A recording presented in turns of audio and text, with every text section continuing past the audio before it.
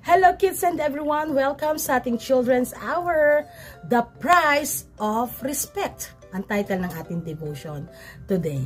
Kids, kasama ka ba kapag pumupunta sa market? Kasama ka ba ni Mami kapag pumupunta sa market? Diba? At kapag kayo kasama, baka lahat ng gusto nyong bilhin, kinukuha nyo, no? Siyempre, hindi naman dapat. Alam nyo ba kasi kids, kaya ako yung natanong, kasi isa sa napag-uusapan ngayon ay ang mataas na presyo ng mga bilhin.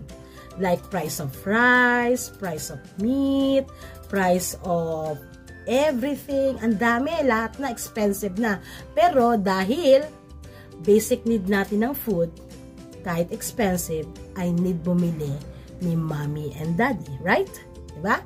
Pero in our devotion today, ito ay isa sa pinakamalaga sa atin na parang katumbas na walang katumbas na price. No? Ito isa sa pinakamalaga pero wala siyang katumbas na price. Ano ito? Hulaan nyo nga. Guess what? Yes, respect. Ito ang respect. Romans chapter 12 verse 2 says, "Don't copy the behavior and customs of this world, but let God transform you into a new person by changing the way you think. Then you will learn to know God's will for you, which is good and pleasing and perfect." Diba? Who's someone you really respect? Sino ba ang mga taong iginagalang nyo? What are the reasons you respect that person so much? Bakit nyo ba sila ginagalang? Sige nga, siguro teachers nyo, diba? Ginagalang nyo. Siyempre, your parents, mommy at daddy, diba?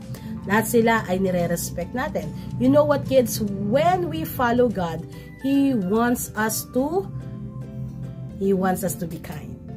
Gusto niya tayo maging kind. He wants us to be the kind of people who others respect in the same way that you respect the person you love.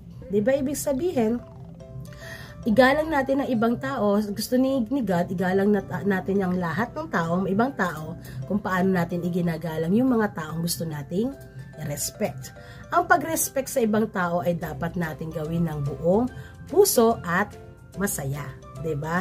Hindi siya, kaya mo siya ginagalang kasi parang kailangan lang gawin. No? Diba, kids? Kaya dapat, ang pag-respect daw sa ibang tao, dapat gawin natin ng buong puso, mula sa ating puso, masaya.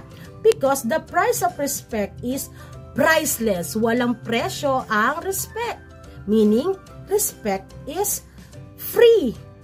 Free. Walang bayad. Pero, we earn it. No? Nagkakaroon tayo nito.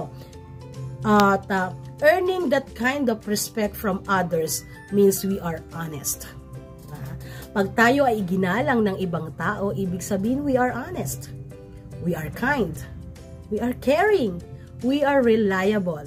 And all the other characteristics you name as reasons you have respect for that person. Diba? So, kaya children, sa araw-araw, igalang natin yung ibang tao, appreciate natin yung ibang tao, diba? Tulungan natin yung ibang tao, and be sure na tayo ay i-respect din ng iba. So, hindi natin pwedeng sabihin na, uy, respeto mo nga ako, igalang mo nga ako. Hindi natin yun gagawin. Kasi kapag tayo ay naging mabuti sa ating kapwa, ibibigay nila yung respeto na para sa atin. Kaya kids, good character, good attitude. Okay? Have a good character and have a good attitude. At ito ang itinuturo sa atin ng Bible verse natin ngayon. Mula sa Romans chapter 12 verse 2, do not copy the behavior of this world.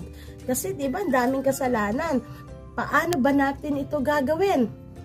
Let us follow this instruction given by Jesus. 1. Be transformed by Christ. Be transformed by Christ. And second, know God's will.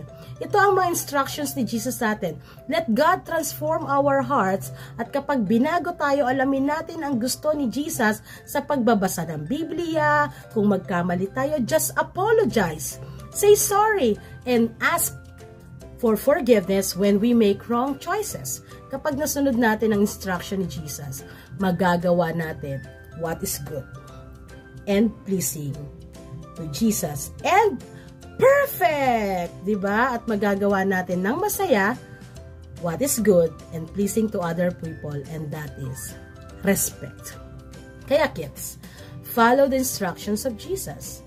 Be transformed by Christ and know God's will. Then be honest, be kind, that makes others respect us. Let's pray. Thank you, Jesus, for teaching us to respect.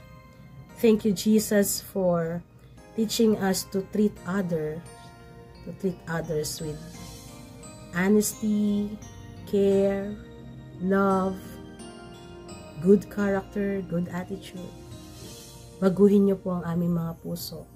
Sa murang edad ng mga batang ito, bagamat sila ay napaka-friendly, napaka-humble ng kanilang puso, patuloy silang lumago sa kanilang pananampalataya, mabuting ugali, mabuting relasyon sa mga kalaro nila, sa kanilang kapwa, sa kanilang mga magulang, sa kanilang pamilya, at nawa po ay mahubog ang mga batang ito sa katangiang katulad ninyo. Kaya Jesus, gabayan niyo po ang mga batang ito sa kanilang pag-iisip, sa kanilang pagsasalita, sa kanilang mga ginagawa, at nawa maging mabuti silang halimbawa, gamitin silang patuloy na pagpapala sa lahat ng tao.